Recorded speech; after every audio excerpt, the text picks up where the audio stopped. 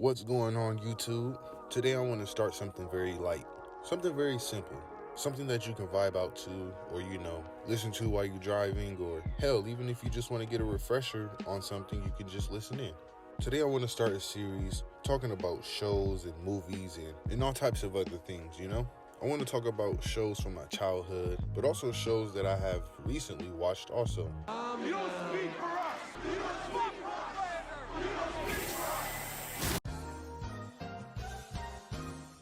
But not only that, I want to find out about new shows along the way.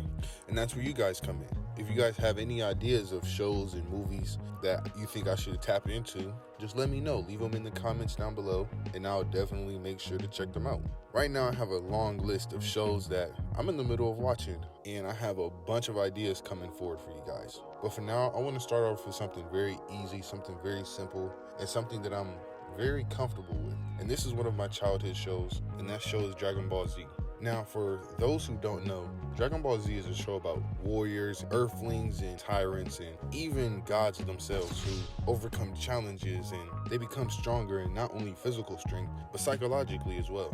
One of the key things I want to talk about in Dragon Ball Z is the growth and progression of our main character, Son Goku. Now, from the outside looking in, Dragon Ball can seem very, very simple-minded, You have these weird guys who are just simply yelling at the screen all day long, firing energy blasts or whatever.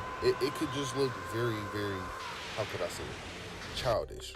But when you take the time to actually look into it, Dragon Ball Z is a lot more complex than that. Our story begins even before the start of Dragon Ball Z in 1984 when Dragon Ball first premiered in Japan.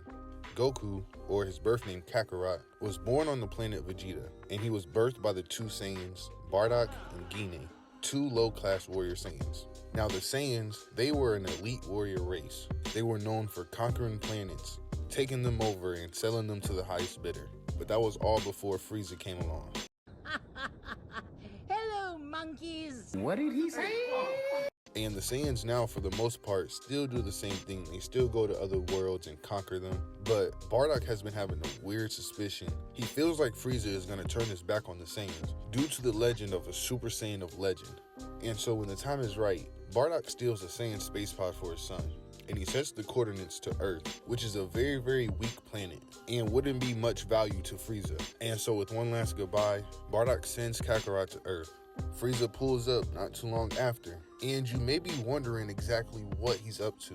Now, I want to give some context behind this before I go any further. The Saiyans, like I said, were a powerful race. I mean, they were so powerful to the point that when they would travel to conquer the planets, they would use the planet's full moon to undergo a transformation and turn into a giant Ozaru, or in the English terms, a great ape. And these great apes were not your average apes. Like, just basically imagine if King Kong could shoot out laser beams and shit like he was Godzilla. And not only that, imagine not just one, but 3, 4, 5 of these motherfuckers on one planet, just going around destroying shit. But that's not even the craziest feat that we see from these Saiyans. As we can see from the king himself, King Vegeta, in his base form is able to wipe away 3 planets with just the wave of his hand. And so this is the kind of strength that we're dealing with here. And so when Frieza pulls up, he shows off to the Saiyans and us, the audience, just exactly how powerful he is, as he only raises one finger, and what seems to be a very small energy beam quickly turns into a giant supernova, and he uses this to blow up the planet Vegeta and ends the Saiyan race as a whole. When we first meet Goku, he is all alone in the wilderness with no one in sight except for the animals around him. But as the story progresses, Goku meets some new faces along the way who become key characters and close friends to Goku, such as Bulma, Krillin, Master Roshi, and many more. But when you have your supporters, there's going to be some haters out there, and young Goku is no exception to that. But there's just something about this Goku kid that he can turn some of his worst enemies into his closest allies, such as with Tien, Yamcha, and even the son of the Demon King Piccolo, Piccolo Jr. But we're going to call him Piccolo to keep things easier. And now, over the course of Dragon Ball, we got to see Goku go from this naive, curious little boy to becoming a great martial arts master and trainer. I mean, just look at him. My boy got the hands. Look at the footwork. Look at him. Look at him. Look Look at him. Look at him. Look at him. Hey. Look at him. Look at that face. Come on. Look at that face. You look at him. Look at that face. The next time we see Goku is at the start of Dragon Ball Z, and he goes to greet his friends that he hasn't seen in quite some time. About 4 to 5 years to be exact. Only this time he's not alone. To everybody's surprise, Goku has been training, if you know what I'm saying. And he introduces to everybody the newest member to his family, son Gohan, named after the old man who found Goku as a young child, the one who took care of him, nurtured him, trained him, and even bestowed the name Goku onto him. Everyone is shocked by this news, but before they can celebrate and welcome in their longtime friend, Goku can sense a powerful presence coming in. And when the threat finally arrives, he reveals himself to be Raditz. He explains that he's one of the last remaining members from a warrior race known as the Saiyans, and he mentions that Kakarot is his brother and was sent here long ago to take over this planet. Now everybody is shocked by this news, to not only find out that Goku has a brother, but the fact that Goku is an alien. I mean, that kind of checks out though, because think about it. What other kid do you know arrives in a freaking spaceship and has a damn tail? But I digress. But with this news brought upon him, Goku refuses to hurt any of his friends. But Big Bro Raditz ain't taking no for an answer. And so in the blink of an eye, Raditz blitzes Goku with insane speed and threatens that if he doesn't cooperate with Raditz, he will never see his son again. It's at this moment where we see Piccolo, who moments before even had his own encounter with Raditz. He and Goku put their differences aside to save young Gohan, and the two arrive to the battlefield ready to fight. But as the battle commences, the two prove no match for Raditz. I mean, I'm not gonna lie, Raditz is straight up toying with these niggas. And it's a shame, honestly. They're throwing their best attacks at this dude.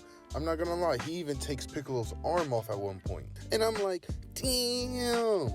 And he knocks down Goku, and it seems like it's almost over. Like, it seems like there's no hope at this point. But right when Raditz was about to finish Goku, he can sense a powerful presence coming from the space pod where he kept Gohan in. And in a fit of rage, Gohan bursts out of the space pod, surprising everybody in the battlefield. And with all this packed up anger, Gohan launches himself at Raditz with a raging headbutt right into the torso of the Saiyan warrior. And actually, now that I'm thinking about it, it's his freaking uncle.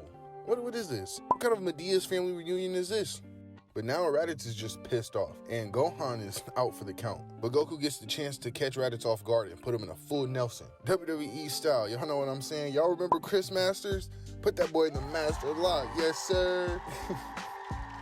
And so now Piccolo gets the chance to use his final attack, the special beam cannon. And this attack pierced right through Raditz and unfortunately Goku, killing them both instantly. But before Raditz passes away, he mentions to Piccolo that there will be 2 more Saiyans on the way to Earth. And so with not many options left, Piccolo takes young Gohan in hopes of tapping into some of that latent potential that Gohan has to prepare for the Saiyans in a year's time. Now, Piccolo, I'm not gonna lie, bro. You can't just be taking kids, man. Like, I know you trying to save the world and all that, but you can't just be taking kids, man. Like, that's a serious offense. That's a serious accusation. But you know what? That's gonna do it for this one, folks. If you guys enjoyed this, please make sure to hit that like button.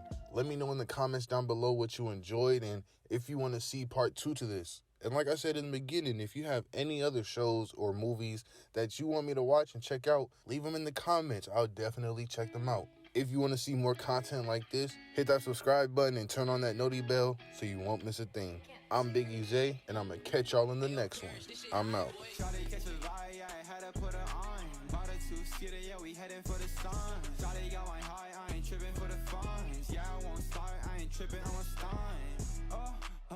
Living lively, everybody tryna ride my wave, they can ride me. Pull up in a foreign to the curb.